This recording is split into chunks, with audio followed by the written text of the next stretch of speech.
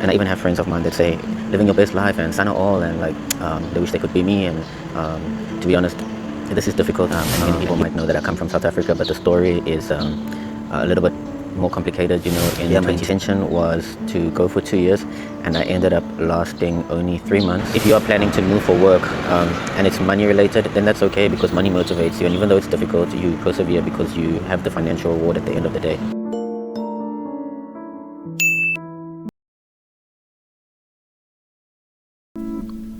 Five years ago, we stepped off of a plane and onto Thai soil, carrying little more than our suitcases, our hopes, and a dream of building a new life as a teacher in Thailand.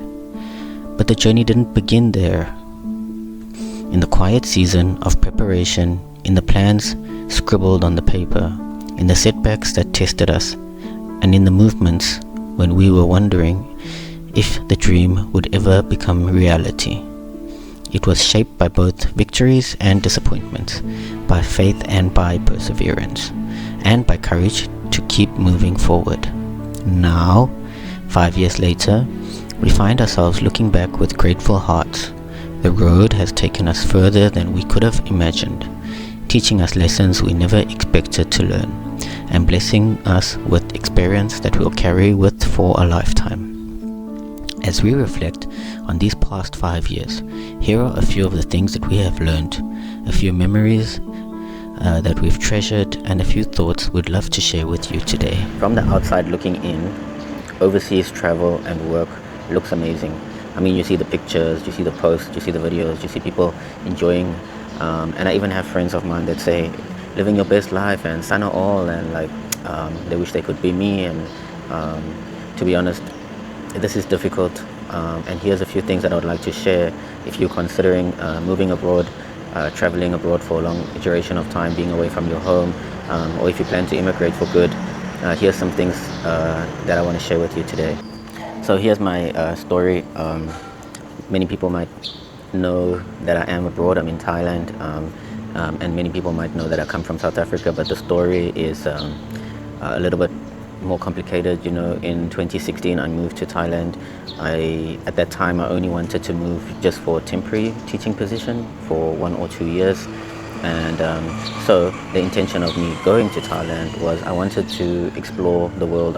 I was young, I was 26 years old. I wanted to see many things. I wanted to travel the world. I wanted to just experience different culture, and my intention was to go for 2 years, and I ended up lasting only 3 months before returning home, and it was not what I thought it would be. So I wanted to enjoy and have a good time and just experience new things, but the workload in the beginning was extensive. It's hard work, it's long hours, they're paying you a salary. It's not like many people have this thing, this idea that I'm going to come to Thailand so that I can work and travel. It's different from being a freelancer or being a digital nomad, because the thing is, teaching in Thailand is you have to be fully dedicated, and you have to give your all, and you need to be teaching in general is quite demanding. So I found myself spending most of the time in the classroom and at school, and my weekends I would use my weekends to prep again for the next week's work, to make things lighter in the next week. So my idea for moving to Thailand in the first place was actually to explore and see a lot of Thailand, and I realized I was not able to do that due to just how intensive the work is. And it's money related, then that's okay, because money motivates you, and even though it's difficult, you persevere because you have the financial reward at the end of the day. The example right now, almost 10 years later, in fact exactly 10 years later, I'm back in Thailand, and I'm able to travel a lot. We travel a lot. We vlog and we travel all around Thailand. However, it's different now because I have my own car, and I shipped my whole life back to Thailand and had a different mindset. And the mindset was that I'm here for good, so that I put in my roots and I put in the work, and I got my licensing, and I got a bunch of things and documents and things that I needed first. So if you're coming here, your idea is like, I'm going to move to Thailand, I'm going to be a teacher because I want to travel and see Thailand. You need to be here for a lot longer than 2 years, because within those 2 years you might only have 3 to 4 opportunities to travel, to really travel and see Thailand. Realistically, you are prepping lessons, you are marking books, you are having meetings, sometimes you are working on Saturdays. your opportunities are limited. The holidays are really great though. When you do have holidays, you have like in excess of 5 weeks holiday, so you do get to eventually travel. However, if you're planning to come here to teach and only for a year or 2 years with the intention of traveling, then I think that might be a mistake, because you'll be so focused on your work, and your teaching, that you'll struggle. And in fact, a lot of us that first came here in 2016, when I arrived, I was 26 years old. There were loads of us that came through a program, and not many of us remained. I only lasted 3 months, because I realized within those 3 months I only got to see one beach in 3 months, and I was working, and it was getting teaching licenses, and it was just paperwork, and that's okay to do that. It takes some time. If you are planning to stay in Thailand for good, or you're planning to stay abroad for good, you can take a long time to get all of your documents and your visas sorted out.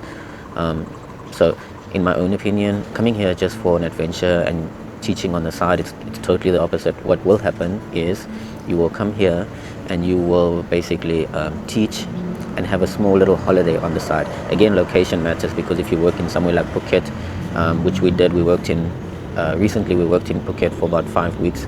It's a different situation if you're working in Phuket or maybe Bangkok, because you are able to see more of Thailand and have a more adventure. But if you're in the provinces and you need to take a van, I'm in a great location right now. I'm in Suratani, but in some of the provinces you'll need to take a 2-hour van or 3-hour van just to reach a tourist town. So yeah.